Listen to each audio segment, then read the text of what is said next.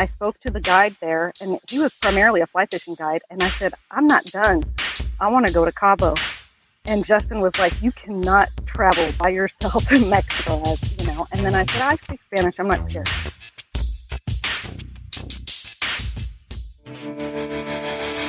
Welcome to the Woman Angler and Adventurer podcast, inspiring real women with a passion for fishing and the outdoors to go get their adventure on. Now, here's your fearless host, Angie Scott. Hey everyone, welcome to this very special episode of the Woman Angler and Adventurer podcast. I can't believe it, but we're at episode number 200. And it's been an absolutely amazing ride. Wanted to do a special episode this week. Both video and the normal audio version of this will be going out. So whichever way you're watching or listening, really appreciate you. Appreciate all your support. Like I say, it's been an amazing ride. Couple quick housekeeping things before we get into introducing you to my very special guest this week. Is number one, I'm in the Lance Truck Camper Mobile Podcast Studio. We're getting ready to hit the road. We're heading down to Alabama to Lake Logan Martin to fish the Lady Bass Anglers Association Women's Pro Bass Tour Classic this week. Later this week, we'll start practice fishing. So we've got the truck camper with us, going to be down there all week doing the practice fishing. And then the tournament's 3 days, Thursday, Friday, Saturday. Absolutely cannot wait. Very excited to be back in the Lance Truck Camper Mobile Podcast Studio. Hopefully I find some time while we're down there to do some interviews with some ladies while we're on the road. So looking forward to that. And then also, if you haven't seen, if you've been following the show for a while, you may remember that back in 2019, the Woman Angler and Adventurer podcast won for the best outdoor podcast via the Outdoor Media Summit. And thanks to you and everybody who voted, that we edged out Girl Camper, a camping podcast. So we had some pretty stiff competition with them right up until the end. And you guys came through and pulled it off. And I actually get to go to Colorado the end of this month to accept that award. The Outdoor Media Summit got canceled last year due to COVID, so it's been postponed, and it looks like it's finally going to happen this year. So excited to get the opportunity to go and get that. But now we're already up for the 2020 Best Outdoor Podcast Award. So if you haven't seen that yet on Facebook, if you wouldn't mind, if you like the show and you support what we're doing, please go to either the Woman Angler and Adventurer Facebook page or the Facebook group. And if you're not a member of the group, by the way, please send a request. I will get you added as soon as possible. Love growing that community. But there's a poll at the top of both of those pages. All you have to do, it's so simple. Just click the little circle next to the Woman Angler and Adventurer. It will highlight it blue, and that casts your vote for this Outdoor Media Summit 2020 Best Outdoor Podcast. And I really appreciate your support. If you want to take it a step further, the next thing you can do is share that. It's a little harder to share it from the group because that is a private community. But if you click on the original post by the Outdoor Media Summit, you should be able to then from there find the share button, share it with your friends, ask them to vote as well. We really appreciate it. And it also helps spread the word about the Woman Angler and Adventurer podcast, because there's still a lot of people out there that doesn't even know that this show exists, and they may be looking for some inspiration from other amazing outdoor ladies like you're going to get today from my guest, Clara Ricabal. Really excited to introduce you to her. I met her down at ICAST in Orlando. She's part of the Recreational Boating and Fishing Foundation's Women Making Waves initiative. She does so many amazing things in fishing, from tournament fishing, saltwater, getting women, kids involved. She's bilingual, so that's a huge asset for the Recreational Boating and Fishing Foundation, who has this mission to grow the sport with minorities and women and the Hispanic culture. They have a whole thing, and you'll hear about that on today's episode. So I'm going to go ahead and head back to the houseboat from the Lance Truck Camper Mobile Podcast Studio to go meet with Clara, a little bit better internet connection. So I know Clara's going to be out on the water on her kayak, and I just want to make sure we don't have any hiccups or anything like that. So like I said, regardless if you're listening to this via our normal audio platform or watching it maybe on YouTube or Facebook Live, really, really appreciate you guys. And I look forward to bringing you another 200 episodes in the future. We'll keep this thing going just as long as you want this content. So thanks again. Enjoy.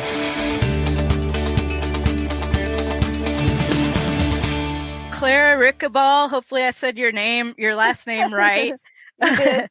Yeah, awesome. Thank you. Well, welcome to the Woman Angler and Adventurer podcast. As those who are either listening to the show or watching it, because we're doing this as a video episode, Clara is actually out on the water right now on her kayak, getting ready to do some fishing as soon as we get done with our conversation.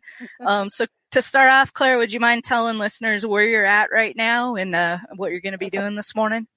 So I'm at New Maloney's, California, and I was telling Angie that the easiest place to describe closest to it is Yosemite, which is a national park. Mm-hmm.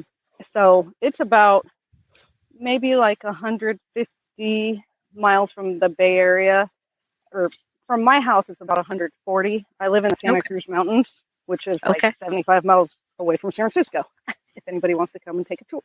Yeah. So did you have to get up pretty early this morning? No, actually, my boyfriend's family lives here. Oh, in okay. This city. Yeah. Perfect.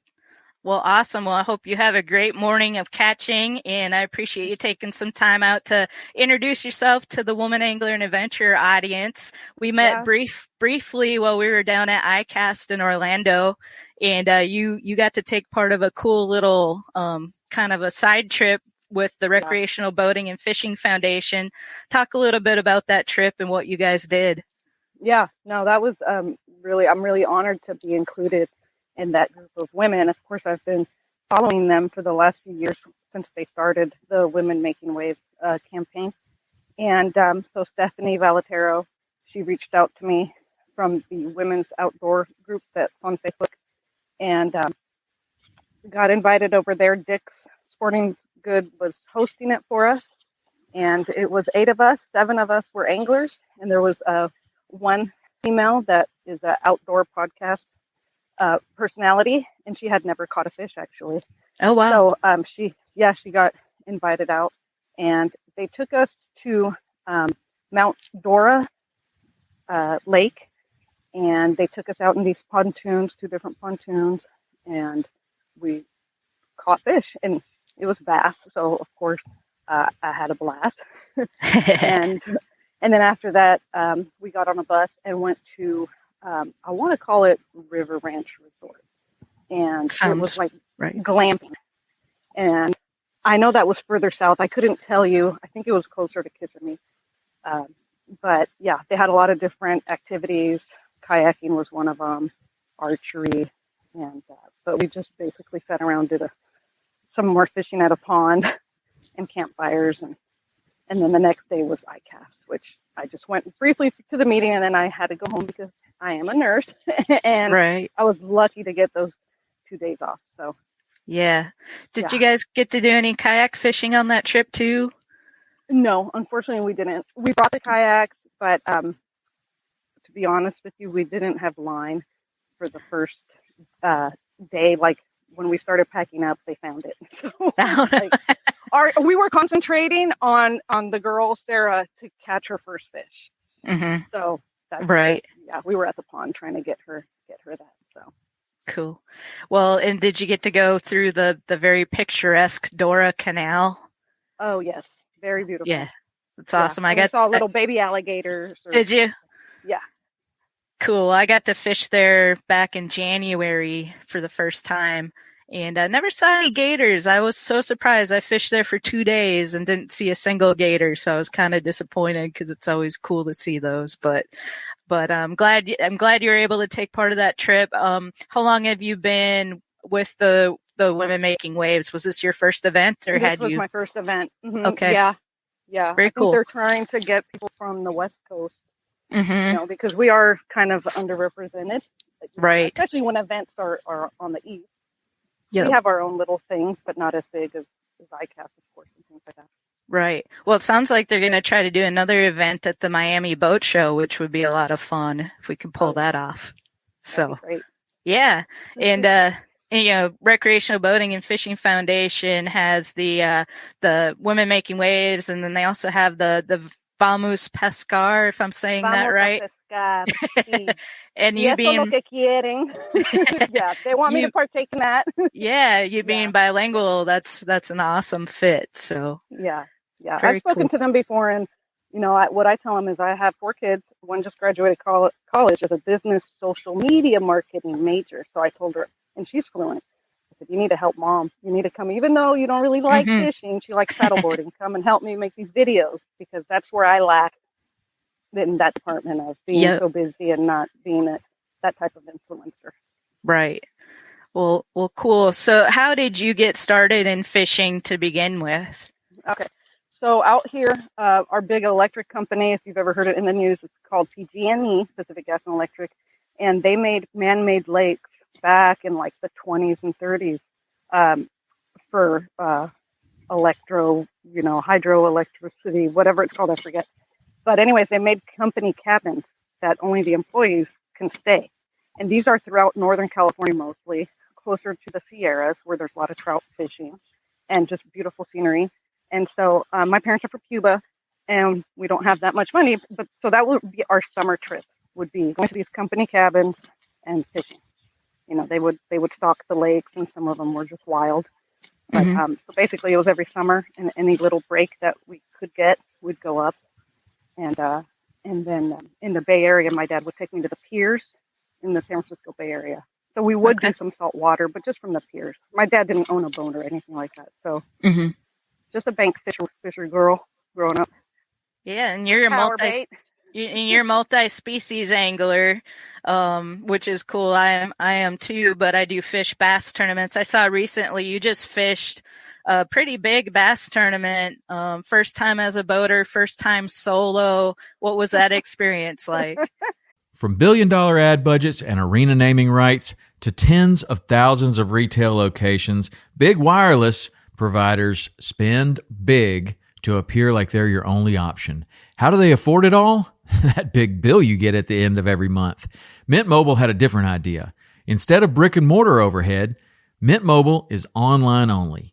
What does that mean for you? A whole lot of savings, because wireless plans from Mint Mobile start at just $15 a month. That's unlimited talk, text, and data for just $15 a month. You'll save enough that you can get a brand new rod and reel for the upcoming season. For anyone who just hates their phone bill, Mint Mobile offers premium wireless for just $15 a month. All plans come with unlimited talk, text, and high-speed data delivered on the nation's largest 5G network. You can use your own phone with any Mint Mobile plan, and you can even keep your same phone number along with all of your existing contacts.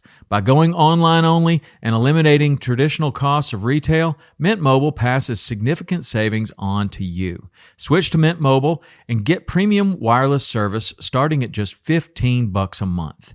To get your new wireless plan for just $15 a month and get the plan shipped to your door for free, go to mintmobile.com/waypoint. That's mintmobile.com/waypoint. Cut your wireless bill to $15 a month at mintmobile.com/waypoint. I knew I had to do it because my partner, and it's the first time that we've gotten together to do team events. So Wild West Bass Trail is our biggest trail over here, and they have Pro-Am and team, and now they just added kayaks. So this was the first year I did teams, only because it's like the weekend warrior type. Pro-Ams, you have to fish Fridays, and I couldn't get Fridays off anymore. So anyways, I knew my team partner couldn't do that event, and it didn't matter how well we placed on the others. You had to do a minimum of 3 out of 4. And I knew we were going to at least do 2, so why not just go for it? So it was actually a lake that I'm not familiar with, so that wasn't helpful. But it was 131 boats.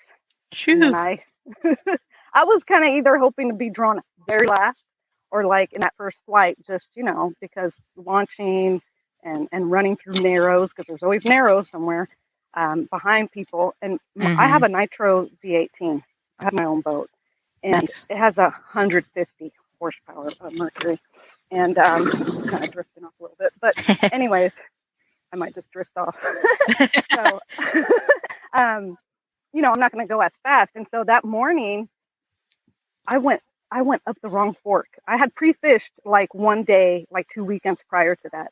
And I had gone, there's a bridge that we go under, and the sun was just in my face, and I took the wrong fork up. And anyways, I still managed to get points. I didn't catch a limit. And, but we made it to the TOC because of that. Nice.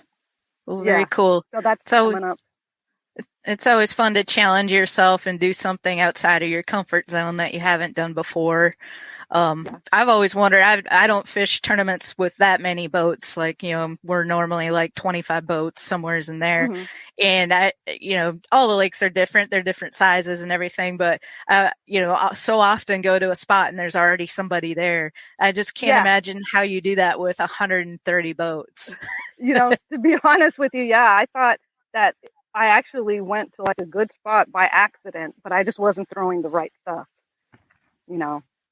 Yeah. And well, that happens, and we learn and we grow with each experience, and that's for sure.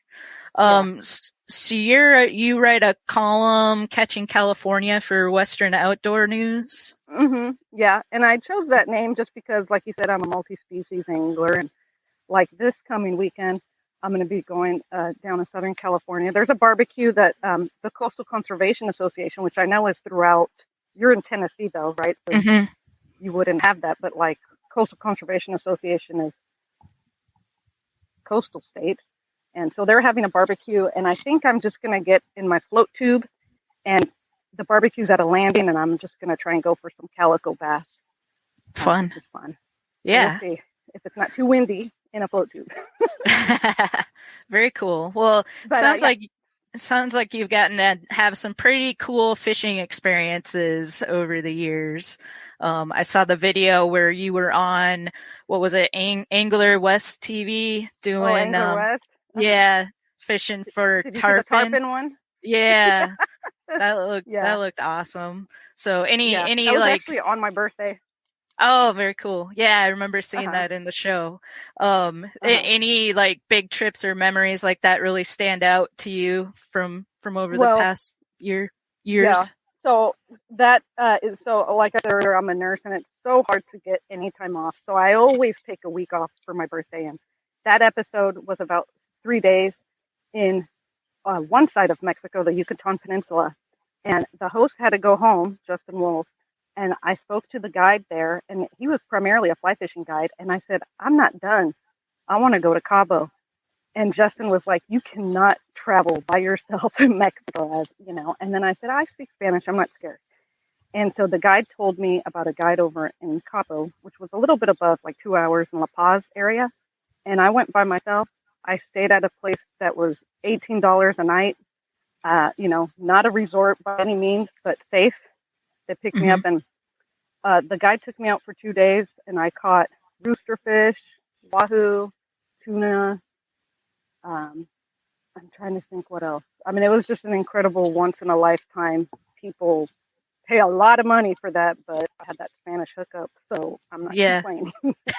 Yeah, that looked like a blast. I want to go back, but yeah. I'll put a link to that in the show notes if people didn't get to see that episode. It's pretty fun to watch. Tarpon's on my bucket list. So. Oh, I was gonna say they fight pretty good. They look like I thought I was gonna lose that for a few times. It's incredible. Their mouth is strong. Yeah, they said you have to set the hook pretty hard to make sure you get it in there because it's so tough. It is tough, yeah. Awesome. Well, and then I think I saw you got to fish Lake El Salto at one point. Oh, is it? No. Or no, that was something else. I haven't. Yeah, I did get like a big. What a lot of people remember is that I had an unofficial world record, spotted bass. And I don't know if you saw that. And that's what kind of alerted Ronnie Green was another show. Oh yeah, that's what that's what I was thinking of. Oh, okay, yeah. So that was Toho that I was with Ronnie, and that was November of last year, and that was really nice. He just reached out to me out of the blue, thanks to Instagram. You know. Yeah. So and that's a great show too. So yeah, he's a good guy. Yeah, I like all the stories that are there, and I like that it's just ordinary people. I'm like, I'm one of the ordinary people. Well, cool. Anything you got coming up? It sounds like you got another big tournament coming up. Anything else? Yeah. Well, I have that TOC, and then last year, and since my 40th birthday, I'll be 44 in October. And since my 40th, I started doing the U.S. Open, which is in Lake Mead, which I'm going to keep talking about the West Coast, but that's like the big one, right? Yeah. And so this year, Mike Iaconelli signed up, and it's a shared weight. It's a pro-am shared weight. And Rick Clunn's going to be there. He's been doing that for a while. And, other names like Chris and Trait, they're going to be there. So, I'm going to do that for my birthday. It's always on my birthday week too. Okay. Well, that will be super fun to follow. Maybe you'll beat Iaconelli. How cool would that be? That'd be really cool. I probably wouldn't even be fishing. I'd just be watching him and yeah. Well, awesome. Any sponsors that you have you want to give a shout out to? Do you have sponsors? Since the beginning that I started all of this, Fitzgerald Rods, they're in Florida, and it was really nice that they took me on with not that much experience. I'm in the works now. You know how after ICAST, you make those connections. Yep. But I am on a Jackson kayak, so I've been with them for a little bit, and I actually started kayak fishing in the ocean before the bass tournaments and all of that. I saw that, and I was going to ask you about that too. My first ever kayak experience was out of La Jolla on a Hobie, because I went with Kevin. Yeah. Yep.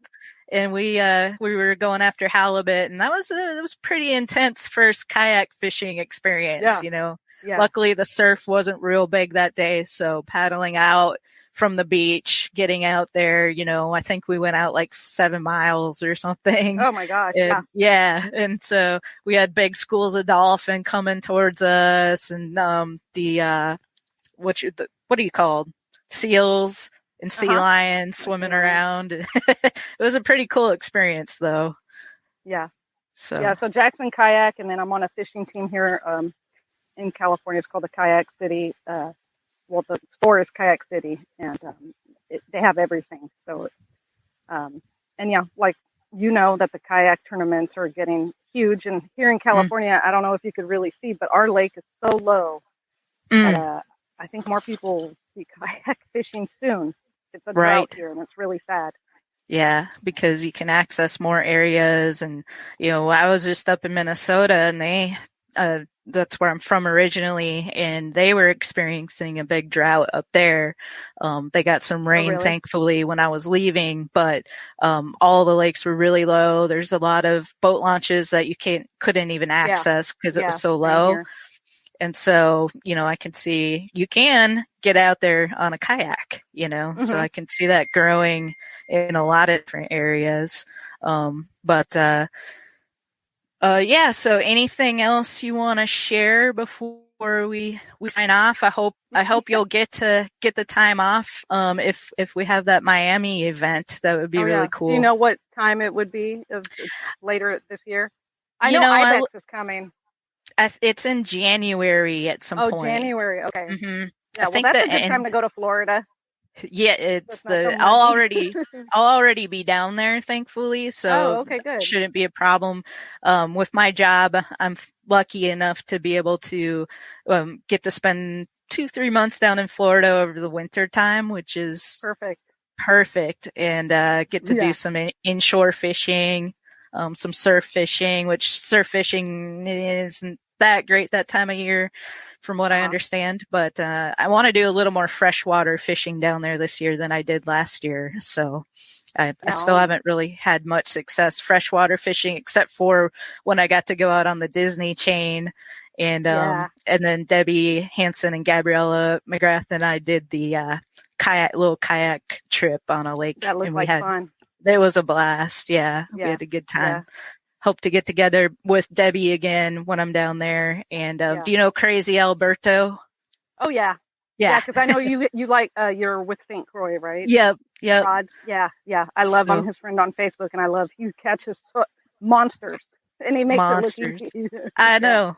He knows what he's doing. So I hope to maybe work it out. He's really busy that time of year, but hopefully I can get together and do a little fishing with him while I'm down there, which would be fun. Have you caught peacock bass since you mentioned freshwater? I still have not caught a peacock bass. I tried a little bit last year, or I guess earlier this year. It was like in January, February. And it was like, must have been like pre-spawn. They just weren't really interested in what I was throwing. I could see them, they just weren't paying me no attention. So but yeah, yep, that's what I was that's what I was using, and they just were like not interested. So maybe I'll hit them a little bit earlier this time and not wait so late, but that would be fun. And Miami is a great place to do that too. Oh yeah. So, the first time I went to ICAST, I took the 3 days off after. I drove down to Okeechobee, and I fished there. And then I went to Lake Ida for the peacock bass. And then I drove up to Yankeetown for flat fishing. 2 days in a row, just zipping around. And that's what I like to do. I just like to go and figure it out. Yep. Did you have a guide any of those times, or just figuring it out? I had Thaddeus Reagan was the first one, and I actually had planned on doing the Everglades, but for some reason they told me that it wasn't good timing. And then Kirk Osborne for the peacock, and I want to say a kid named Adam, which he was with Fitzgerald, and they told me to go with him, and it was pretty incredible. I caught redfish and some other stuff. It's a little snook. I've caught bigger snooks since then, but very cool. We saw a tarpon. So I love those Florida. Very majestic. California's great though, too. Yeah. I don't know. And besides La Jolla, you need to come up north and get salmon and striper and all the types of bass and trout that we have. Yep, I haven't done much fishing in California. I always love getting the opportunity to feature West Coast anglers on the show because I don't think I've done it often enough. And so, if you know of more ladies that would be great to feature, please send them my way. But I really appreciate you coming on, and thank you for having me. I hope you have a great morning of fishing out there, and I'll be watching tag you with whatever I catch. Yeah, perfect. I'll be watching your feed to see how it goes. Thank you. I appreciate it, Angie.